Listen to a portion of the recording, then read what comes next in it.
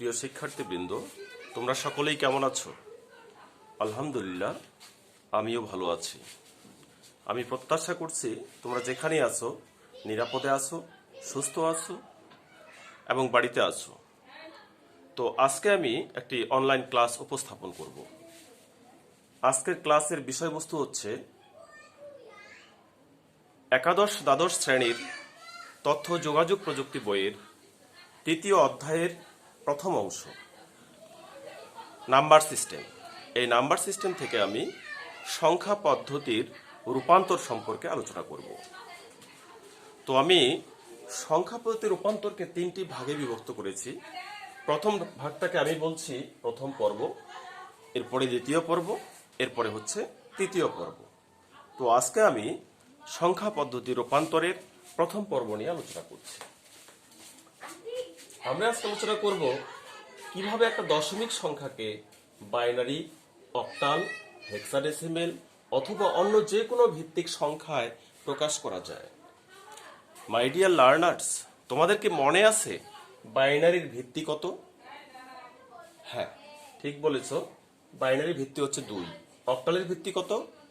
8, হেক্সাডেসিমেলের ভিত্তি 16, আর এগুলো হচ্ছে 5 ভিত্তিক, 7 ভিত্তিক এবং 9 ভিত্তিক সংখ্যা। আবার বাইনারিকে 2 ভিত্তিক সংখ্যা, অক্টালকে 8 ভিত্তিক সংখ্যা এবং হেক্সাডেসিমেলকে আমরা 16 ভিত্তিক সংখ্যা বলি। ঠিক একইভাবে এদের এই তিনটার সুনির্দিষ্ট কোনো নাম নেই, এজন্য আমরা বলি এটাকে 5 ভিত্তিক সংখ্যা, 7 ভিত্তিক সংখ্যা এবং 9 ভিত্তিক সংখ্যা। তো কিভাবে একটি দশমিক সংখ্যাকে বাইনারি, অক্টাল, হেক্সাডেসিমেল অথবা অন্য কোনো যে কোনো ভিত্তিতে প্রকাশ করা যায় সেটি নিয়ে আলোচনা করছি।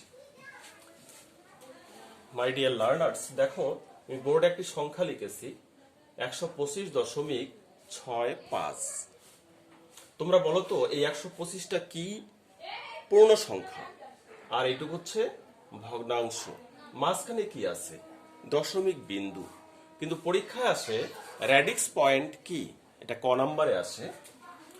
তো আমি বলছি পূর্ণ সংখ্যা এবং ভগ্নাংশ এর মাঝে যে দশমিক বিন্দু আছে তাকে র্যাডিক্স পয়েন্ট বলে।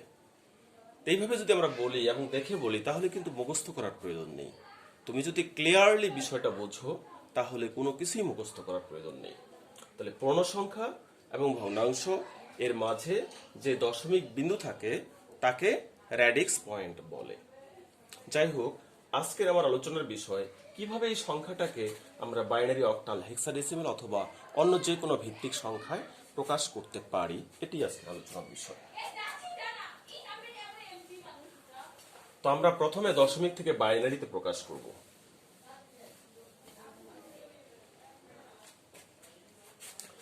তাহলে 125.65 এটা হচ্ছে দশমিক, আমরা প্রকাশ করব বাইনারিতে। যেহেতু ভিত্তি এখানে 2 দিয়েছি, সুতরাং বোঝা যাচ্ছে যে এই দশমিক সংখ্যাটাকে আমরা বাইনারিতে প্রকাশ করব। প্রথমে পূর্ণ সংখ্যাটাকে 2 দিয়ে ভাগ করব।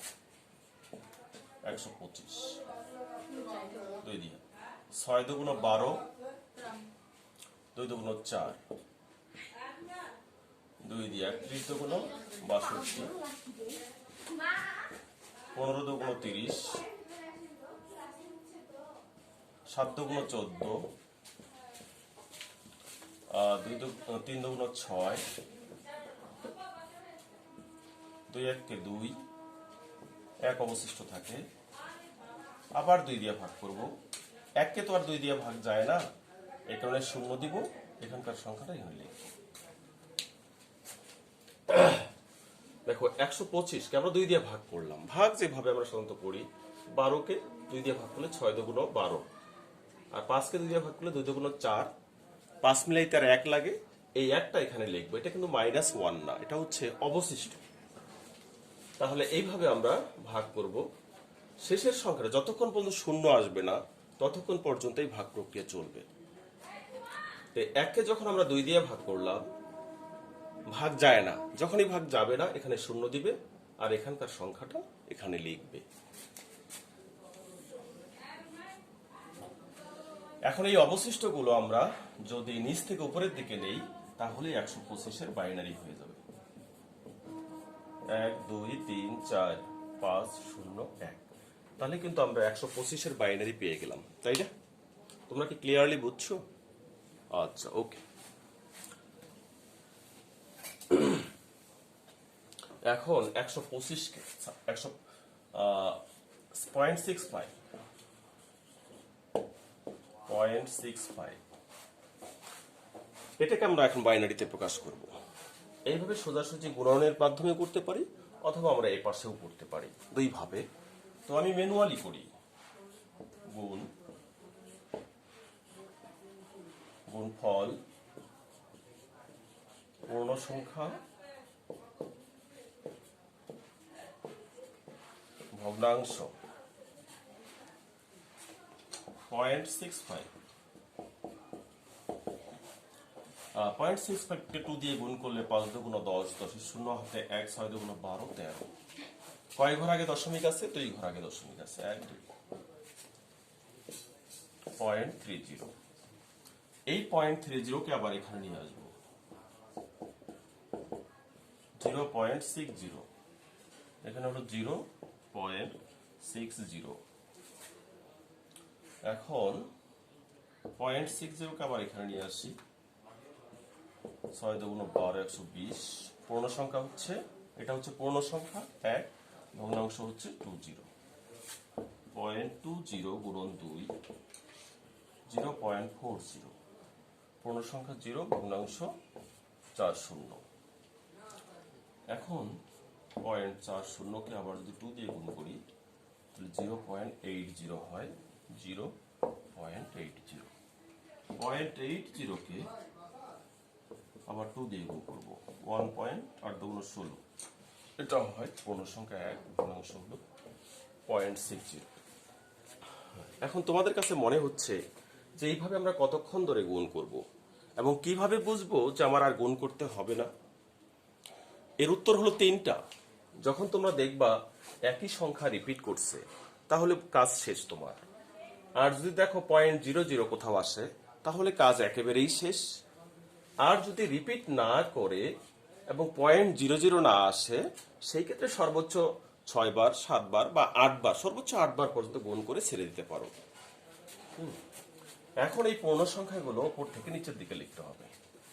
অতএব 0.65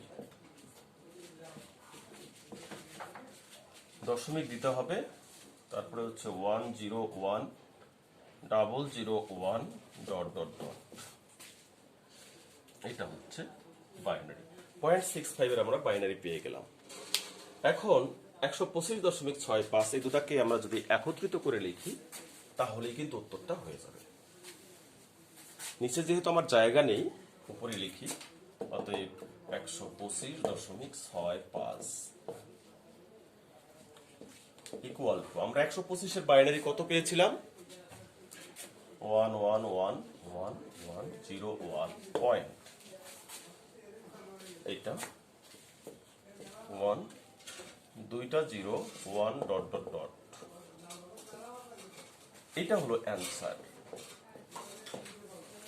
তাহলে 125.65-এর বাইনারি কিন্তু আমরা পেয়ে গেলাম। আচ্ছা, এখানে লক্ষণীয় যে আমরা পূর্ণ সংখ্যার ক্ষেত্রে 2 দিয়ে ভাগ করলাম, আর ভগ্নাংশের ক্ষেত্রে 2 দিয়ে গুণ করলাম। পূর্ণ সংখ্যার ক্ষেত্রে নিচ থেকে উপরের দিকে, আর ভগ্নাংশের ক্ষেত্রে উপর থেকে নিচের দিকে নিতে হয়। তাহলেই আমরা বাইনারিতে প্রকাশ করতে পারবো। এখন দশমিক থেকে যদি অক্টালে প্রকাশ করি, একই সিস্টেম। যেমন বাইনারি ক্ষেত্রে 2 দিয়ে ভাগ করলাম, 2 দিয়ে গুণ করলাম। এখন দশমিক থেকে যদি অক্টালে প্রকাশ করি, তাহলে 8 দিয়ে ভাগ পূর্ণ সংখ্যাটাকে, আর ভগ্নাংশটাকে 8 দিয়ে গুণ, অর্থাৎ 2 এর জায়গায় 8 হবে। এখন যদি আমি হেক্সাডেসিমেলে প্রকাশ করি, তাহলে 125-কে 16 দিয়ে ভাগ, আর 0.65-কে 16 দিয়ে গুণ।